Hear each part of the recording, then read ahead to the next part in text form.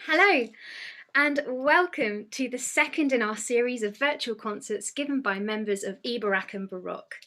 Thank you for joining us today, and whilst we wish we could be giving this concert live in person, we are really pleased to have this method with which to be able to keep sharing our music with you over the coming weeks. Whilst this concert is free to watch, if you do feel that you're able to make a donation of some kind, we will share a link to the National Emergencies Trust Coronavirus Appeal in the chat box. Any contributions to this cause would be much appreciated by all of us in the ensemble. Now, before we begin our concert today of music from across the British Isles, there's just a few technical announcements that we're going to make first. We're hosting the concert again here on Zoom, but we're simultaneously live streaming on YouTube, so today our viewer numbers are not restricted. Due to the time lag with this software, it's not possible for us to meet and play together in person or online. So most of the music today that we'll be hearing will be solo pieces. During the testing that we've been doing, we found that the fewer videos running, the easier the connection. So audience, we've turned your videos off and we've also muted you to help with this. So I guess you can go crazy with singing along and chatting through the performance. There is a reaction button where you can virtually clap or give a thumbs up to our performers, which we would definitely encourage you to use whenever the mood takes you. At the end of the concert today, we will host a Q&A with the performers just to add a bit more interaction. So please feel free to write any questions that you might have about the instruments, the performers, the music that you've heard in the chat box on Zoom or in the YouTube comments, and we'll get all those together and answer those for you at the end of the concert. But now to our concert of music from across the British Isles. We're delighted that today we have 6 musicians performing from their homes in many corners of the country, including our special guest this week, who many of you who have come to our live concerts will recognise, baritone John Holland Avery. Our theme today celebrates early music from the UK, so of course the gorgeous music of one of our ensemble's favourite composers, Henry Purcell, will feature frequently. In true Eboracum style, there are also some lesser-known gems to discover this afternoon, including music by Clark, Corbett, Johnson and Barsanti. The UK had a thriving music scene during the 16th and 17th century, to rival Bach's Germany and Vivaldi's Italy. London at this time was known as the melting pot, a city thriving with an influx of new citizens from across Europe, bringing with them their own cultures and traditions. This inspired an abundance of creativity, drawing on the increasingly varied tastes, traditions and styles that were pouring into the city. We have reflected this in the programming of our concert this afternoon, and you can expect to hear a varied selection of music, including instrumental preludes, fanfares, dances and songs, with a range of inspiration from folk traditions, the sights and sounds of London, and even Shakespeare. So we'll begin. First, to Eboracum Baroque's director, Chris Parsons, who will be performing some Jeremiah Clark. Thank you very much, Miriam. What a great pleasure it is to see so many people here watching again. I'm going to start with a really famous piece by Jeremiah Clark, The Prince of Denmark's March. It's probably one of the most famous trumpet pieces, and ironically, it's not actually a trumpet piece. It started life as a harpsichord piece and has become famous over the years, really, to be played at lots of weddings. It is often slowed down quite a lot by 19th century organists to fill nice big acoustics in churches. So it's quite a nice cheery, lively piece to kick us off. And in a little bit of time, I'll be talking about how the Baroque trumpet works, and you will also be hearing some great tunes that Purcell wrote for some of his big stage works. I know we're still having a few technical issues, so do stick with us. Our special guest, John Holland Avery, his internet has decided to go down at the most perfect time. So I'm sure he will be with us at some point, and we will mix up the programme if necessary. So we're going to start, as I say, with a nice famous piece by Jeremiah Clark, The Prince of Denmark's March.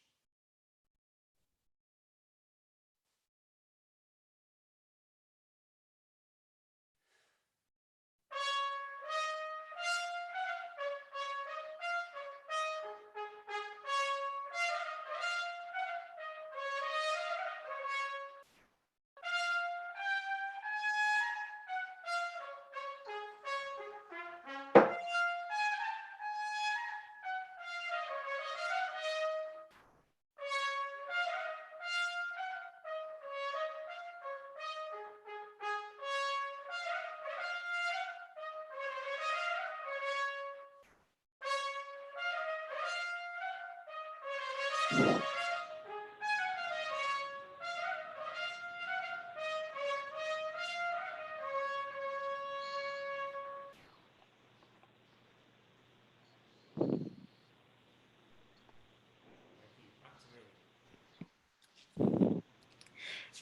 whilst we sort out our technical problems, we're going to move now to some violin music from Kirsty.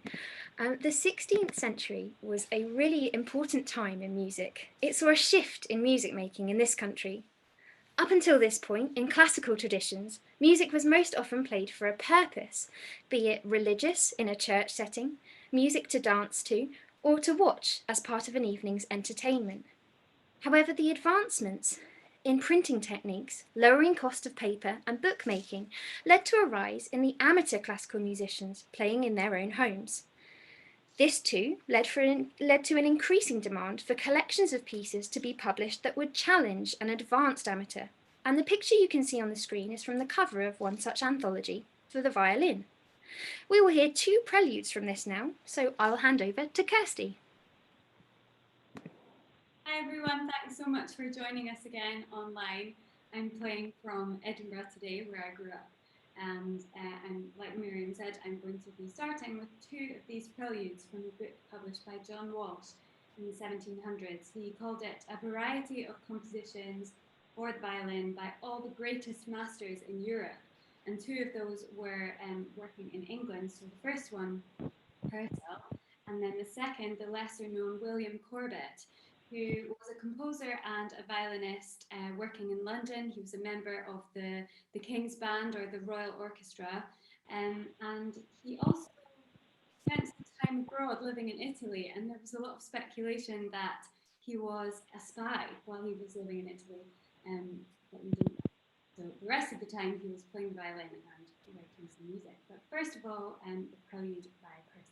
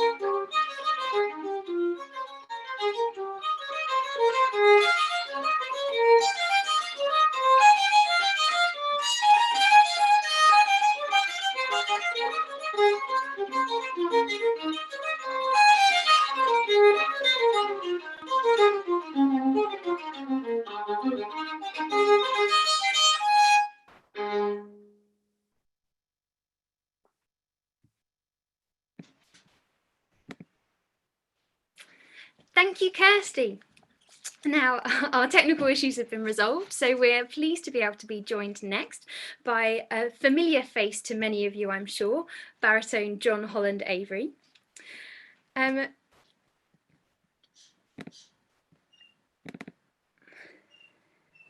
Much of the music that was composed in 17th century London was inspired by the thriving art scene in the capital. Collaborative partnerships between composers and poets led to a bounty of entertaining works, such as the song we'll hear next. The music was by Henry Purcell, and the words were by John Dryden, who you can see on your screen at the moment, enjoying lockdown with a pile of books, his dog, and a lovely bird. To John.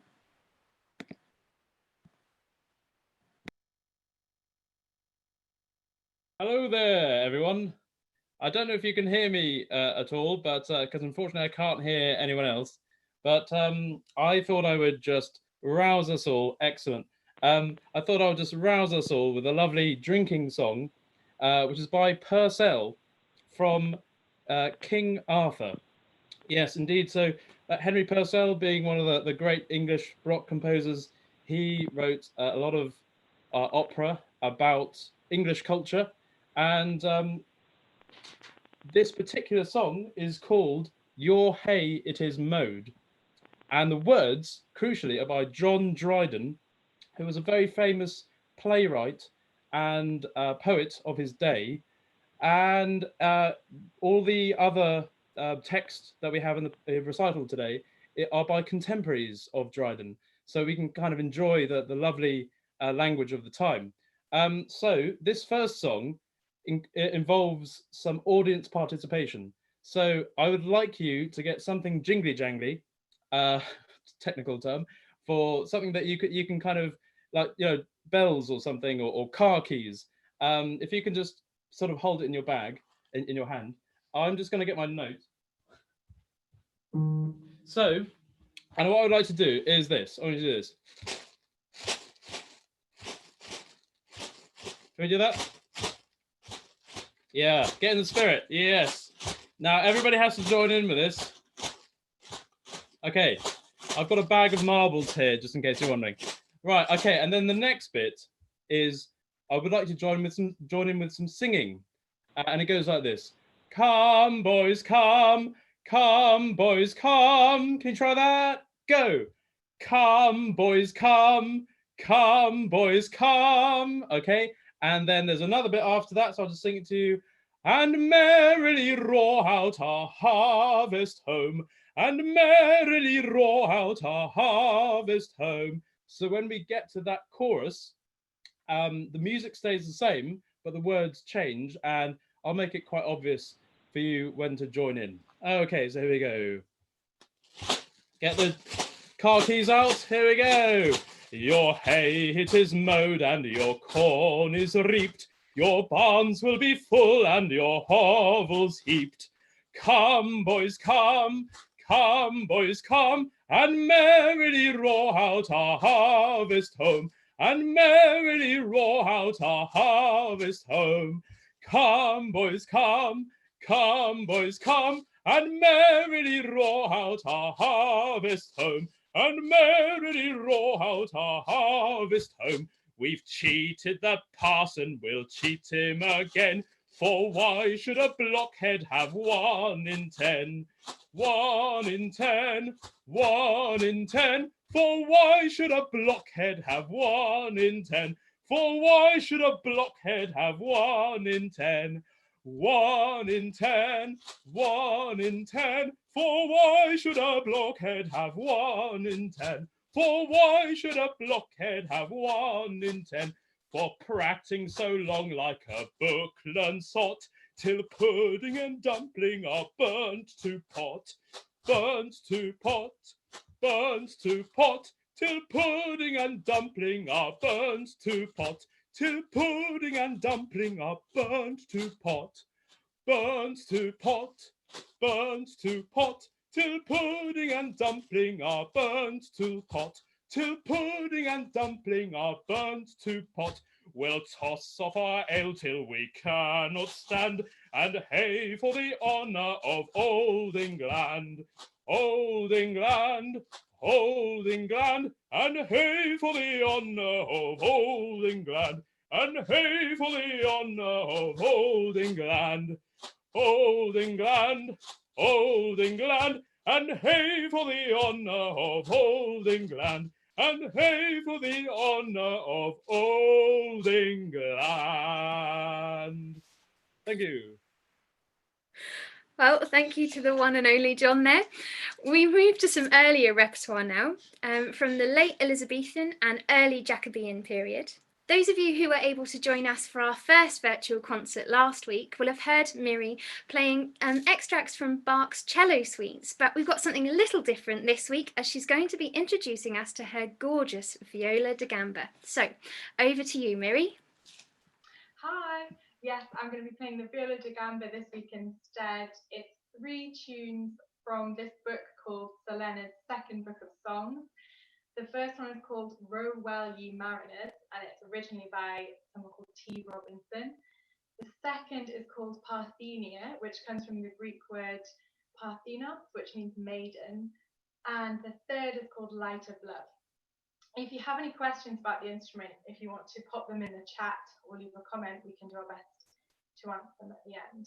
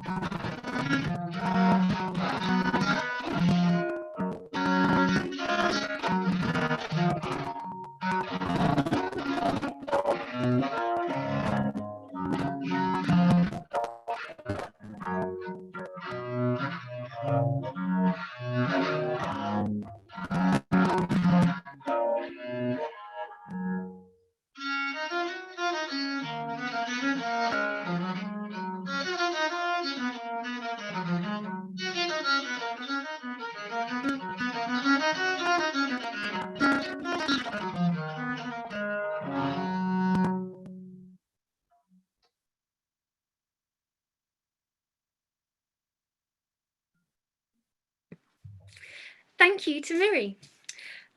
As Miri has set a Jacobean scene for us there, I wanted to use the next piece to introduce you to one of my Renaissance recorders, which looks a little different to the Baroque recorders that you might have seen me play before.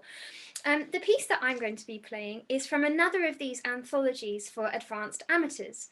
This time it's called the Division Flute, and whilst it was published in 1706, the music had been being played really in the previous century in this country, which is why it works so well on these early recorders.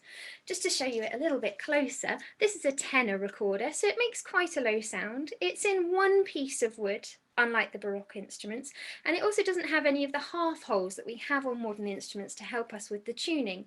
So there's a slightly different fingering system that we have to use to play these. The most intriguing part though is this. This is the fontanelle.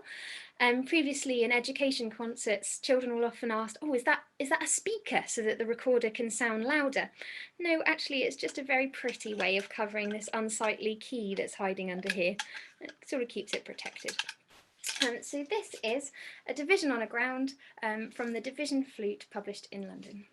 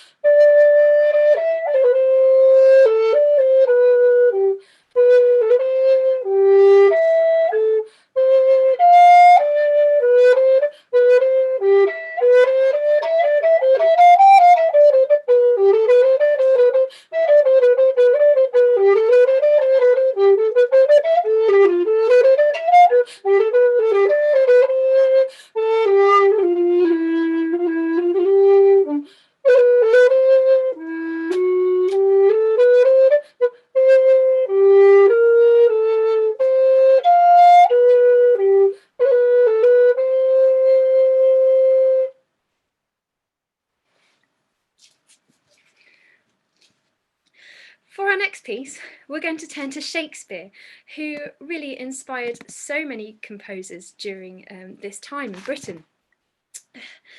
Many of his plays included music, often referring to specific instrumentation in his stage directions. None of the tunes that Shakespeare set had a specific tune, so many of his songs that were without melody were set to music by composers of his day. And I'm going to hand over now to John Holland Avery, who will tell you a little more about the Shakespeare song that he will be performing for us, which was set by Thomas Morley.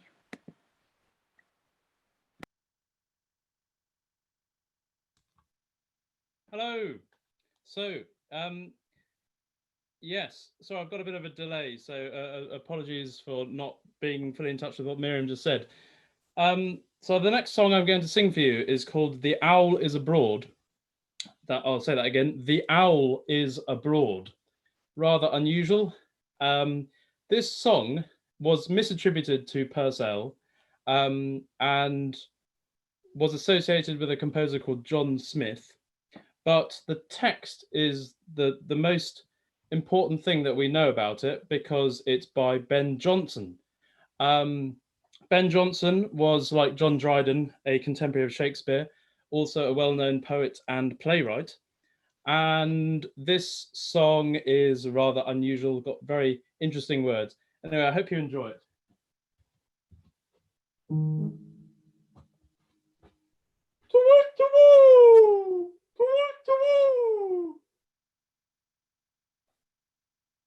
The owl is abroad, the bat and the toad, and so is the cat a mountain. The ant and the mole live both in a hole, and frog peeps out of the fountain.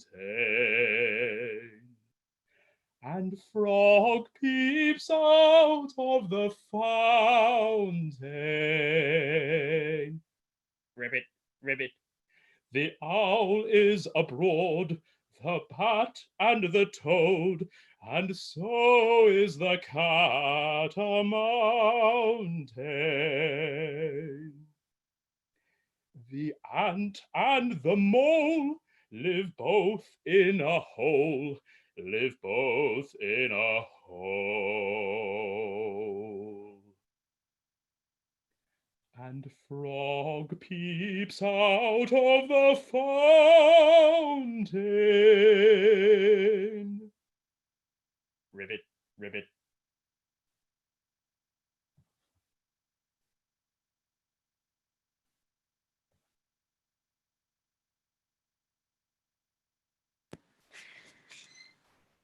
Thank you to John. We're going to go back now to our director, Chris Parsons, who will be able to show you a little more about his Baroque trumpet. Hopefully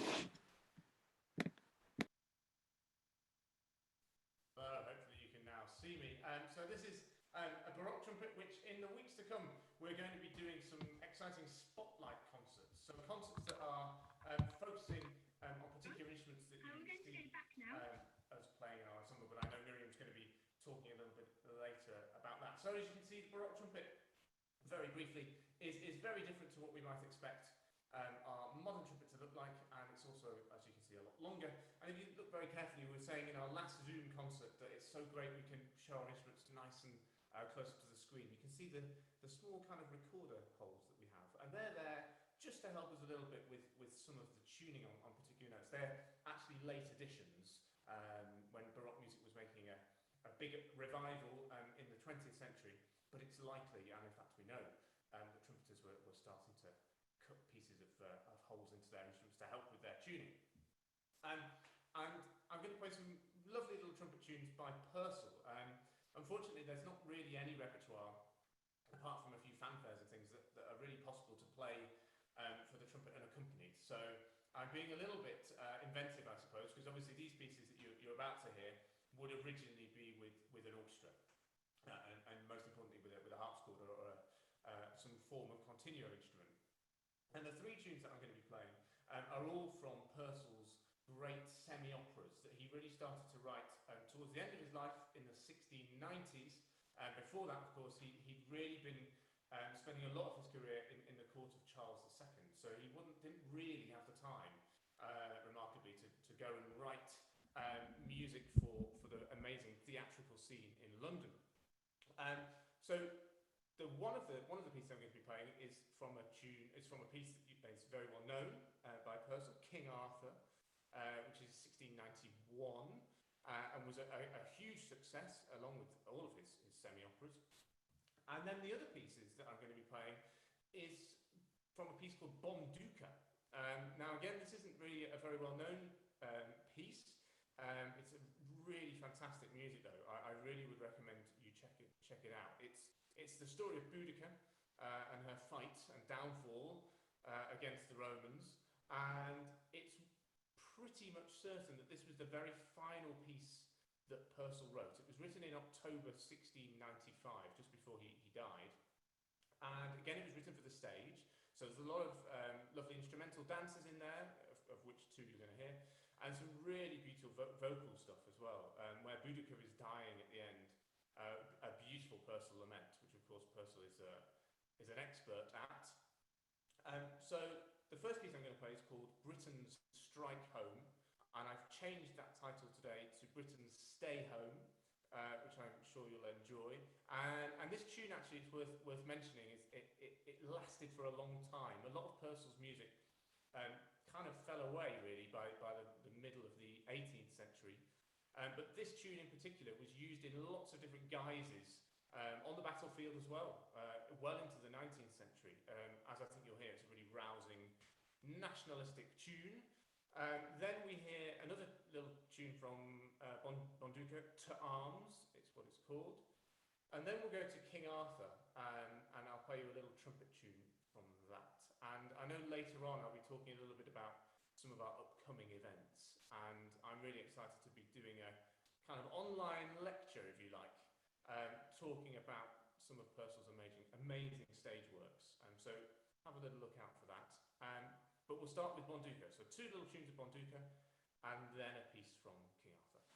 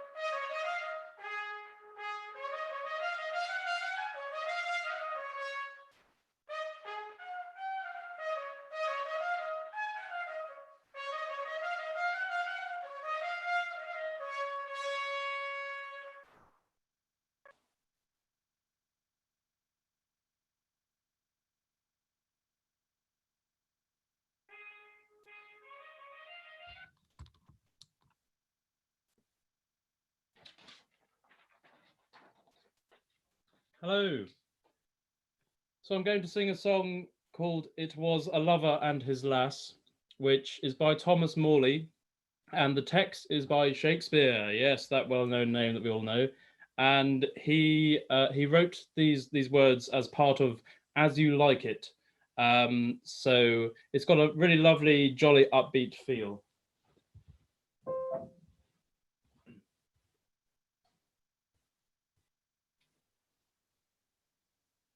It was a lover and his lass, with a hey and a ho and a hey, nonny no, and a hey, nonny nonny no, that o'er the green cornfield did pass in springtime, in springtime, in springtime, the only pretty ring time, when birds do sing, hey ding a ding a ding, hey ding a ding a ding, hey ding a ding a ding, sweet lovers love the spring in springtime. In springtime, the only pretty ring time, when birds do sing, hey ding a ding a ding, hey ding a ding a ding, hey ding a ding a ding, sweet lovers love the spring. Between the acres of the rye, with a hey and a ho and a hey, nonny no, and a hey, nonny nonny no, these pretty country folks would lie in springtime, in springtime, in springtime, the only pretty ring time, when birds do sing, hey ding a ding a ding, hey ding a ding a ding, hey ding a ding a ding, sweet lovers love the spring. This carol they began that hour, with a hey and a ho and a hey, nonny no, and a hey, nonny nonny no. How that your life was but a flower in springtime, in springtime, in springtime, the only pretty ring time, when birds do sing, hey ding a ding a ding, hey ding a ding a ding, hey ding a ding a ding, sweet lovers love the spring. Then pretty lovers take the time, with a hey and a ho and a hey, nonny no, and a hey, nonny nonny no.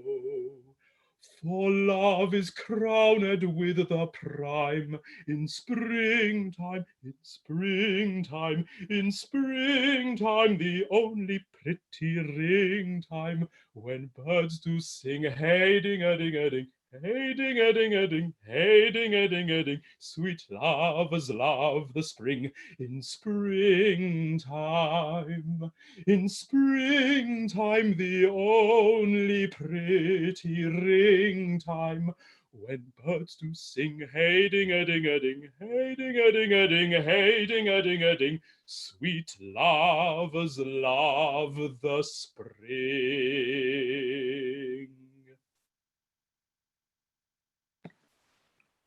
Thank you to John.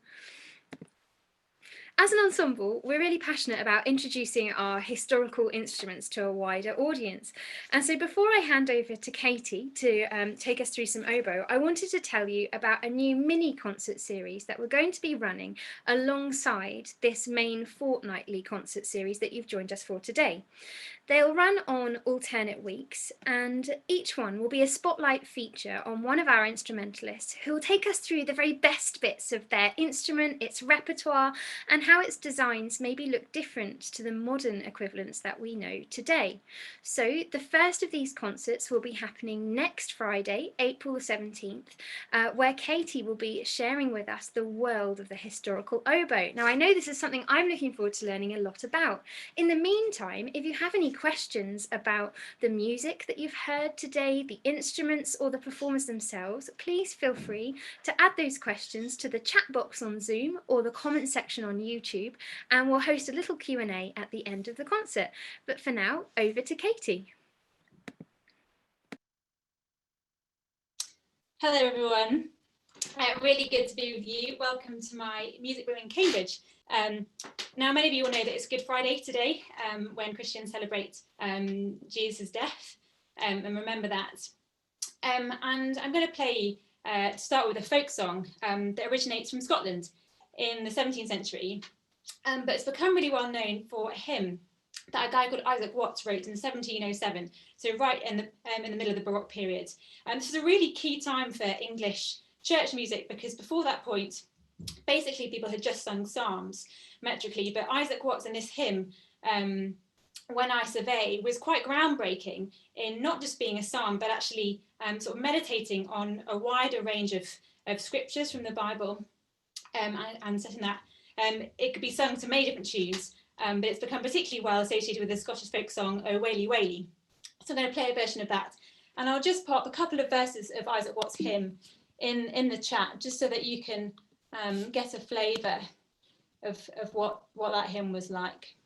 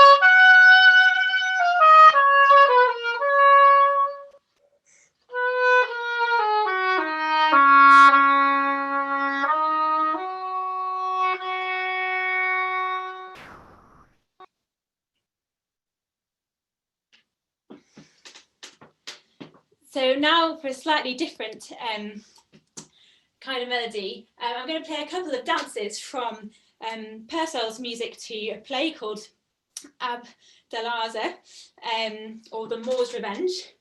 And I'm really missing playing with other people this week. So I've got a special guest who's my husband, Mark, who's going to join me on guitar. No judgment, please, about the modernness of this guitar. But it works well together, and they're very sort of folky dances. And if you think we should invest in a Baroque guitar, let me know, because I'm trying to persuade Mark that this would be a really good idea.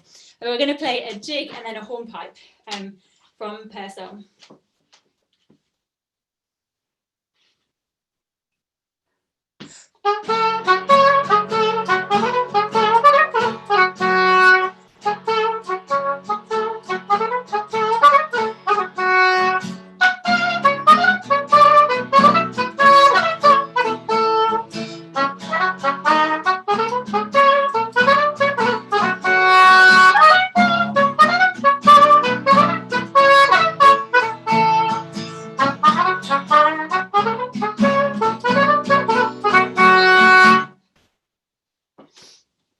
And now for this hornpipe, I thought two wasn't enough instruments, so I decided to use my feet as foot percussion as well. And the others asked me to show you what I'm doing so that you can join in, or you can make your own foot pattern. So let me just show you what my feet are doing, and you can join in. Maybe that does it. It's in hornpipes in 3, and I'm doing this.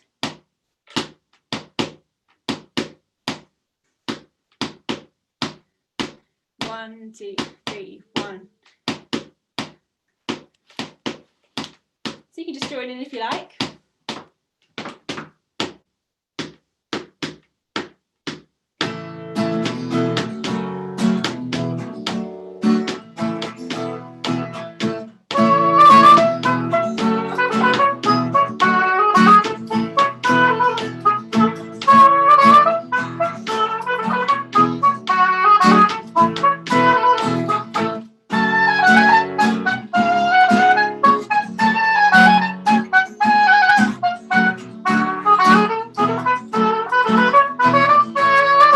Thank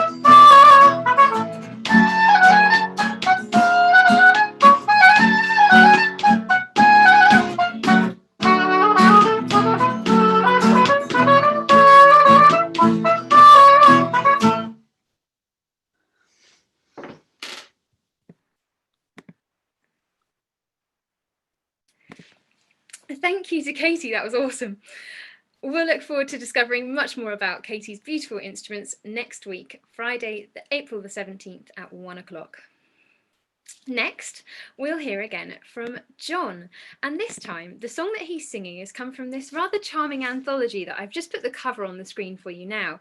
It's from a series of volumes of English works that were published under this charming title, Wit and Mirth, or Pills to Purge Melancholy, which is a sentiment I feel that we could all benefit from during lockdown. So, to John.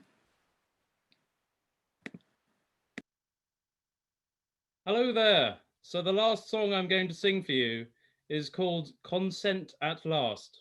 And it is from an anthology similar to the one that Miriam mentioned, that being a different anthology. You know, people put songs in lots of different anthologies, right? This was one called Songs Complete, Pleasant and Divertive by Henry Purcell, John Blow, and other excellent masters of the town. Yes, people refer to each other as masters, it seems. And this song is kind of weirdly a kind of research interest, if you like, for me, because it is connected, or the text is believed to be connected to a popular Somerset folk song of the 18th century, 20th century, called "Oh No, John, No, John, No," one which was compiled by Cecil Sharp. And it was made famous by famous radio singers like Paul Robeson, for example. The general sort of emotion story is simply a man pursuing a woman, and I am going to represent both characters for you, which is exactly in the original feeling of the 20th century folk song. And the other thing is that it's a Somerset folk song, the other one. So I'm going to do a folk song accent as well as representing both male and female characters. Anyway, let's have some fun. Here we go.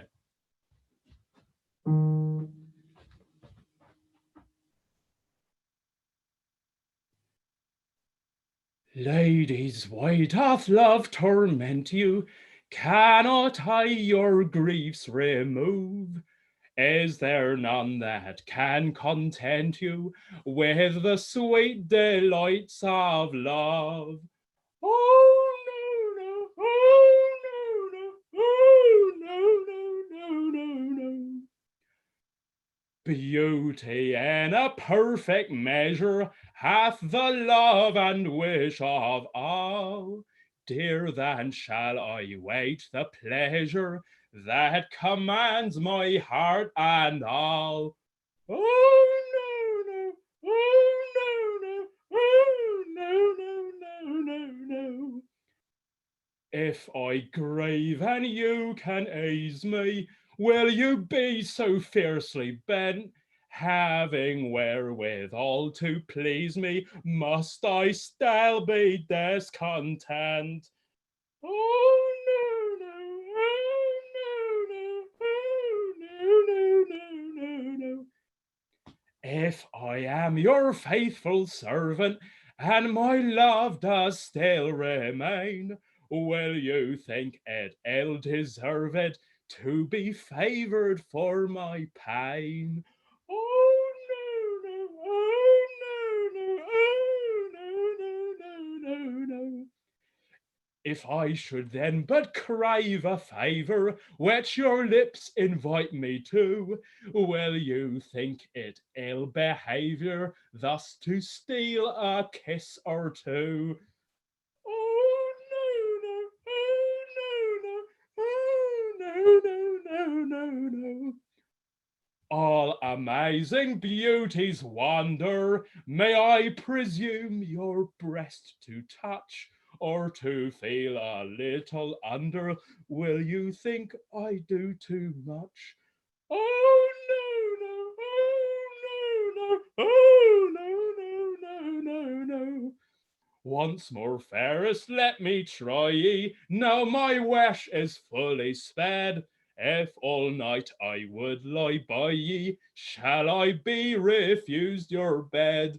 Oh no, no, oh no, no, oh no, no, no, no.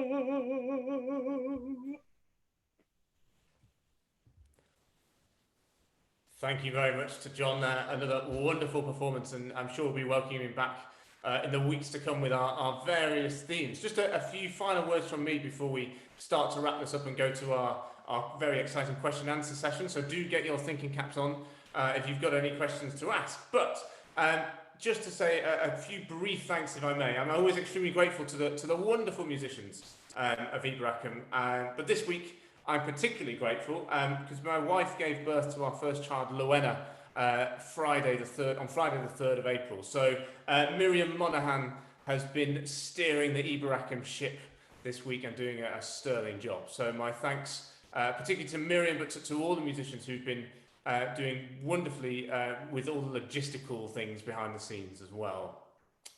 Thank you again for sticking with us in terms of some technology. I think we were perhaps very lucky with our first virtual concert that we had no issues at all.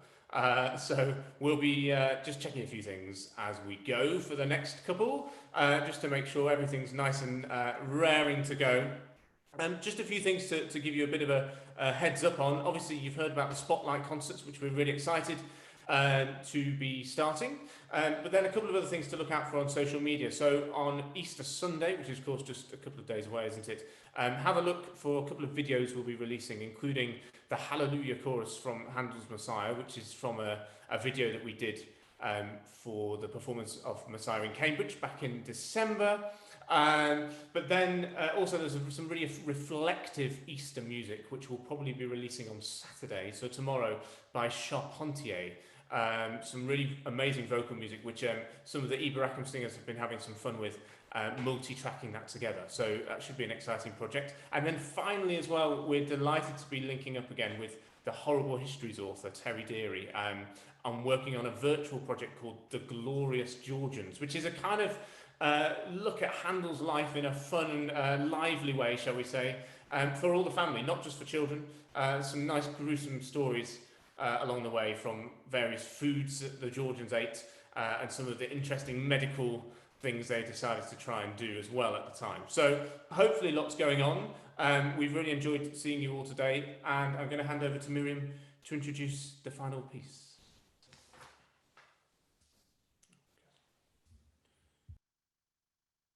Hi everyone, it's back to me, Kirsty. I'm just going to go ahead and let you know the very last thing I'm going to be playing. And this is, well, it's two of Barsanti's old Scots tunes. I thought it would be nice to play something from Scotland, as this is across the British Isles, and I'm playing from Scotland today. I'm playing from Edinburgh, like I said before. So the first tune is Lord Aboyne's Welcome, and the second tune is The Birks of Invermay. I really hope you've enjoyed listening, and I hope we've been able to bring a bit of lightness to your day, whether you're stuck inside or whether you're still having to work. We really appreciate any of the support you can give to our chosen charity today. So yeah, the last two tunes from Scotland.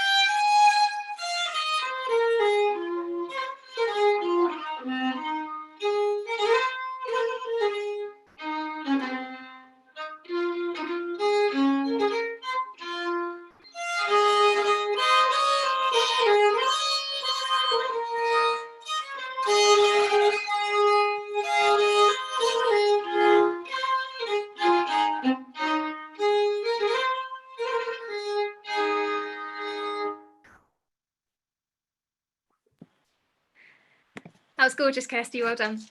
All that remains from us really now is to see if there are any questions for a Q&A. We'll hang on a minute to see if there are any. If you've got anything that you'd like to ask about the music that you've heard, maybe a request for a concert in the future, or about the musicians and the ensemble itself, please do feel free to type away on that now.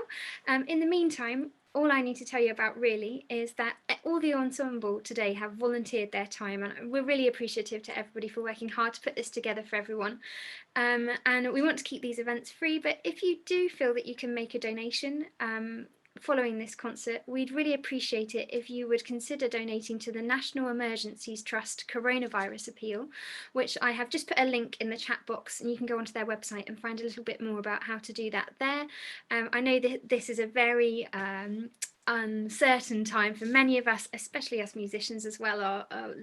Well, we're hosting concerts online across the country, so I think we'd all appreciate really putting it to the people who are helping on the front line. We've got a question here, thank you, Stephen Kenny, who's asking, can you explain more about the history of the Scottish folk tunes? Kirsty, could I hand over to you to do that, please?